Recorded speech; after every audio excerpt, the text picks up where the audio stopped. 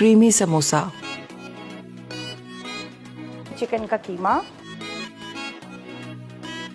शिमला मिर्च, काली मिर्च, अदरक और लहसुन, क्रीम, नमक, जीरा। चीज़ें मैं इसको वेस्ट नहीं करूँगी, बस इसको करते हैं अच्छी तरह से मिक्स।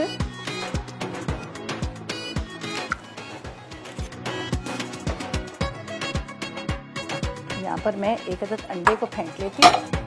अंडे में कोट करेंगे, ब्रेड क्रम्स में कोट करेंगे और उसके बाद हम इसको फ्राई करेंगे। ज़रा सा पानी डालना है, थोड़ा सा।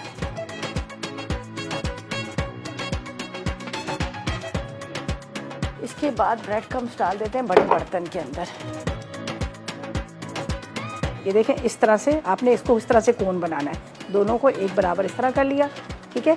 इसके बाद आपने इसको इस साइड पे लेके आना है, ये देख लीजिएगा। अब आपने इसके अंदर इसकी करनी है फिलिंग, ठीक है।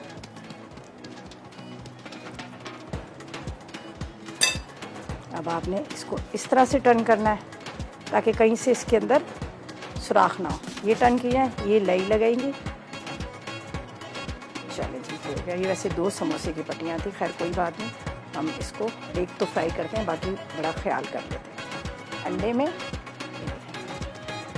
ब्रेड क्रम्स में